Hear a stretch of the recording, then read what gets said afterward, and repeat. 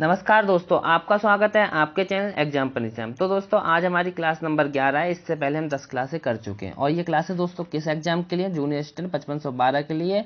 और ये क्लासें जीएस की हैं। इसमें जीएस का संपूर्ण समाधान है। अगर ये क्लासें आप करते हैं तो जीएस में आपका 16+ स्कोर आराम से हो जाएगा, क्योंकि पिछली बार जो एग्जाम हुआ था उसमें जीएस काफ़ी अच्छे लेवल की पूछी गई थी। तो इसमें भी हम काफ़ी अच्छे लेवल की जीएस पढ़ा रहे हैं दोस्तों।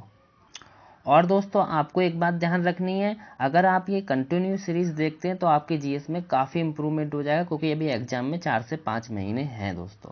तो आइए शुरू करते हैं आज की सीरीज। भारत आने वाला प्रथम अंग्रेज दोस्तों कौन था? तो थॉमस स्टीफेंस था। कौन था? थॉमस स्टीफेंस था। ये 1579 में आता है। किसके साथ दोस्तों आता है? तो ये पुर्तगालियों के साथ आता है एज अ पादरी। ये एक पादरी होता है, 1579 में पुर्तगालियों के साथ आता है। और दूसरा अंग्रेज दोस्तों कौन होता है? तो आपको पता है, रॉल्फ फिंच होता है। और ये कब आता है दोस्तों? तो ये आता है 1588 से 1591 के बीच। और एक बात यहाँ पे इंपॉर्टेंट होती है, क्वेश्चन पूछा जाता है अकबर के दरबार में प्रथम अंग्रेज कौन आता है? तो यही व्यक्ति है रॉल्फ फिंच। लेकिन ये भारत में आने वाला दूसरा व्यक्ति। तो ये दोनों आपको डिफरेंस ध्यान रखने हैं, कई बार ऐसे क्वेश्चन घुमा देता है दोस्तों।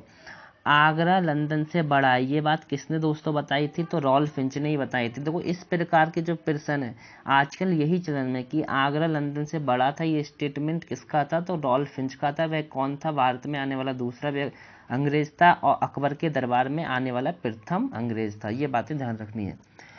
लीवेंट कंपनी दोस्तों, ईस्ट इंडिया कंपनी से पहले भारत में प्रथम ब्रिटिश कंपनी लीवेंट कंपनी आती है। ये बात सबको नहीं पता होती है, इसलिए ध्यान रखना। प्रथम ब्रिटिश कंपनी कौन सी थी? लीवेंट कंपनी थी, 1593 में आती है।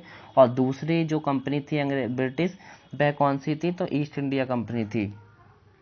थल्क मार्ग से आने वाला प्रथम अंग्रेज कौन था? तो दोस्तों थल मार्ग से तो जॉन मिल्डेन था। कौन था? जॉन मिल्डेन था। ये कब चलता है? तो ये 1599 में दोस्तों चलता है। इसको 4 साल लगते हैं। 1516 में ये आगरा पहुंचता है। 1599 में ये चलता है। 1603 में ये कहाँ पहुंचता है? आगरा पहुंचता है, मतलब भारत पहुंचता है। तो ये क्या, इसका क्या नाम है? जॉन मिल्डेन हॉल, जो थल्ग मार्ग से, मतलब पैदल एक प्रकार से कह सकते हैं, मतलब ये जहाज वगैरह से नहीं आया था, पानी के थ्रू ये थल मार्ग से दोस्तों आया था। तो आपको तीनों क्वेश्चन ध्यान रखने हैं। भारत में आने वाला प्रथम व्यक्ति कौन था? अंग्रेज कौन था? थॉमस स्टीफेंस था। और दूसरा रॉल्फ फिंच था। और थल मार्ग से आने वाला कौन था? तो जॉन मिल्डेन था। अकबर के दरबार में प्रथम कौन था? तो रॉल्फ फिंच था। ईस्ट इंडिया कंपनी दोस्तों, तो आप ध्यान रखेंगे इसकी स्थापना कब होती है? 24 सितंबर 1599 को ही होती है। और जो 15 वर्षों का अधिकार दिया था महारानी एलिजाबेथ ने, वह 31 दिसंबर 1600 को दिया था। कब दिया था? 31 दिसंबर 1600 का दिया था। ये दोनों डेटें आपको याद रखनी है। 24 सितंबर 1599 को ईस्ट इंडिया कंपनी की स्थापना होती है, जबकि 15 वर्षों का अधिकार दिया कि आपका जो 15 वर्ष जाके वहाँ पे अधिक मतलब राज्य करें। ईस्ट इंडिया कंपनी से कहा था ये महारानी एलिजाबेथ ने। उसके बाद दोस्तों क्या होता है? उसके बाद जो नए राजा वहाँ के बनते हैं, जेम्स प्रथम, वह इनको मतलब अनलिमिटेड कर देते हैं, जीवन पर्यंत कर देते हैं कि आप हमेशा के लिए वहाँ पे राज करें। अगर आपका राज्य वहाँ से छीना जाएगा तो 2 साल पहले आपको बता दिया जाएगा। इस प्रकार से ईस्ट इंडियन कंपनी का ये इतिहास रहा है दोस्तों। कुतुबुद्दीन ऐबक दोस्तों, देखा जाए तो सबसे ज़्यादा जो प्रश्न पूछे जाते हैं हिस्ट्री में, वे मॉडर्न हिस्ट्री से पूछे जाते हैं। उसके बाद मीडिएवल जो हिस्ट्री है, मध्यकालीन भारत है, उससे पूछे जाते हैं। तो इसलिए मध्यकालीन भारत दोस्तों हम धीरे धीरे पूरा कंप्लीट कर रहे हैं, क्योंकि हम इससे पहले पूरा जो 6 मुगल सम्राट हैं उनको पढ़ चुके हैं प्रॉपर तरीके से, फुल कॉन्सेप्ट के साथ। और यहाँ पे हम अब दिल्ली सल्तनत को एक एक करके पढ़ रहे हैं। इससे पहले हमने इल्तुतमिश को पढ़ लिया है दोस्तों। तो राजधानी इसकी कौन सी होती है? लाहौर होती है। उपाधि क्या है? लाख बख्श है। सिपहा सालार है। सिपहा सालार दोस्तों बहुत ज़्यादा इंपॉर्टेंट इसकी क्या हो जाती है? उपाधि हो जाती है। मृत्यु की बात करें तो चौगान खेलते हुए हुई थी, 1210 में हुई थी दोस्तों। सिंहासन पर बैठकर राज नहीं किया, मतलब ये दोस्तों ऐसा एक व्यक्ति था जिसने सिंहासन पर बैठ कर राज नहीं किया, मतलब ये सिंहासन पर नहीं बैठता था, ये मतलब नॉर्मली राज करता था। तो इस तरह की बातें आपको ध्यान रखनी है, क्योंकि एग्जाम में इसी तरह की बातें आजकल पूछी जा रही हैं। शुरुआत अगर अब यहाँ पे दोस्तों सबसे ज़्यादा इंपॉर्टेंट हो जाती है वो कुतुब मीनार। कुतुब मीनार से संबंधित प्रीवियस ईयर में मैंने देखे हैं काफ़ी अच्छे अच्छे क्वेश्चन बने, तो मैंने यहाँ पे सारे कॉन्सेप्ट को ले लिया है। बात करें इसकी शुरुआत, कौन करता है? तो कुतुबुद्दीन ऐबक करते हैं और 2 मंजिल बनवाते हैं। ध्यान से कॉन्सेप्ट को समझें। 1199 में 2 मंजिल बनवाते हैं कुतुबुद्दीन ऐबक, उसकी शुरुआत करते हैं। पूरा कौन करते हैं? जो तीसरी मंजिल होती है पूरा करते हैं कौन? इल्तुतमिश 1220 में। ऊंचाई इसकी कितनी है दोस्तों? एसएससी सीजीएल में पूछा गया प्रश्न है 73 मीटर। आप यार ध्यान रखेंगे, पिछली बार जो एग्जाम था 1262 उसमें भी एक जो को मतलब इसकी ऊंचाई पूछी गई है। कोई दूसरी मीनार थी, वो यहाँ पे आप कुतुब मीनार की ध्यान रखेंगे। बिजली गिरी फिरोज शाह मेहता। जब इस पे बिजली गिर जाती है दोस्तों तो उसकी मरम्मत कौन कराते हैं? तो फिरोज शाह मेहता। यहाँ पे 3 इंपॉर्टेंट नाम होते हैं, कुतुबुद्दीन ऐबक, इल्तुतमिश और फिरोज शाह मेहता। तो कुतुबुद्दीन ऐबक इसकी स्टार्टिंग करते हैं 1199 में, 2 मंजिल बनवाते हैं। इल्तुतमिश जो होते हैं वो तीसरी मंजिल बनवाते हैं, 1220 में पूरा कर देते हैं कुतुब मीनार को। लेकिन क्या होता है फिर, इस पे बिजली गिर जाती है, आकाशीय बिजली गिर जाती है, और यहाँ पे फिर उसकी मरम्मत फिरोज शाह तुगलक कराते हैं। बात करें नाम, तो ख्वाजा कुतुबुद्दीन बख्तियार काकी के नाम पर कुतुब मीनार का नाम रखा गया। ये प्रश्न दोस्तों आने की पूरी संभावना है अगले एग्जाम में, तो आप ये ध्यान रखेंगे, क्योंकि ऊंचाई पूछ चुका है तो यह भी पूछ सकता है इसका नाम किसके नाम पे है।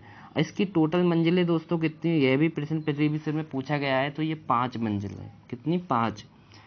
बदायूं का गवर्नर दोस्तों कौन था? तो इल्तुतमिश था। ये बात भी आपको बहुत ही अच्छे से ध्यान रखनी है, बदायूं का गवर्नर, ये भी एसएससी में पूछा गया प्रश्न।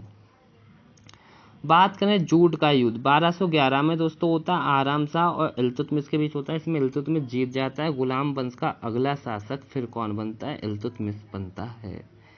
आराम शाह कौन होता है? तो दोस्तों कुतुबुद्दीन ऐबक का पुत्र होता है।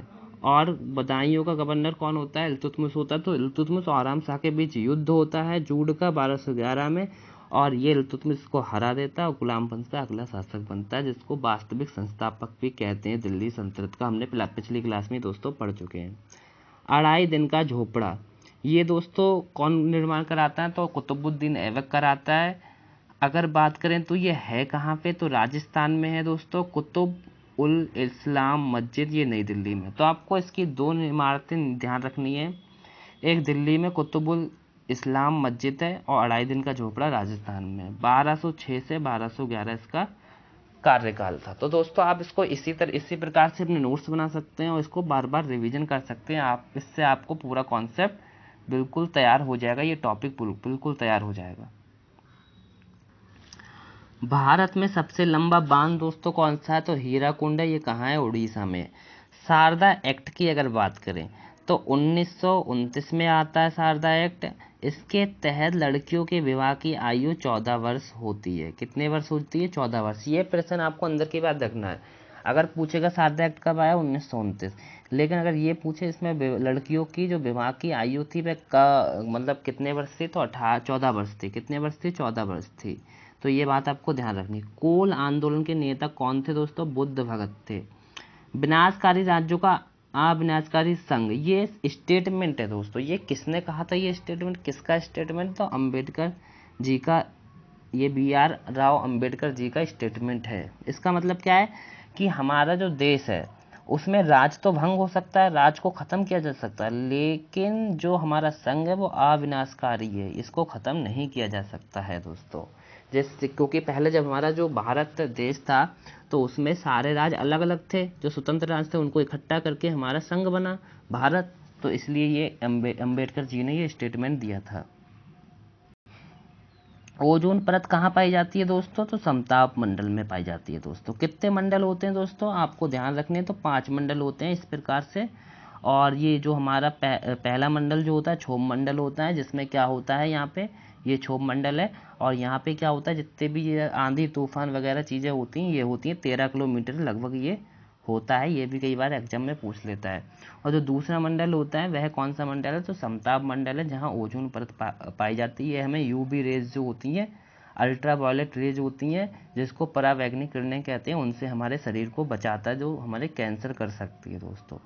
और इसमें एक होल हो चुका है, होल इसमें, तो वह हमारे लिए बहुत ज़्यादा हानिकारक है। तो ये बात आपको ध्यान रखनी है। और ओजोन दिवस कब बनाते हैं? तो 16 सितंबर को बनाते हैं।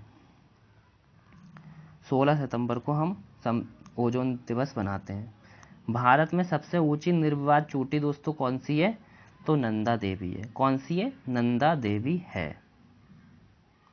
यहाँ पे दोस्तों मैं आपको दो पत्रिकाएं बता देता हूँ, एक केसरी, ये आपको ध्यान रख लेना है, केसरी, और दूसरी कौन सी हो जाती है? मराठा।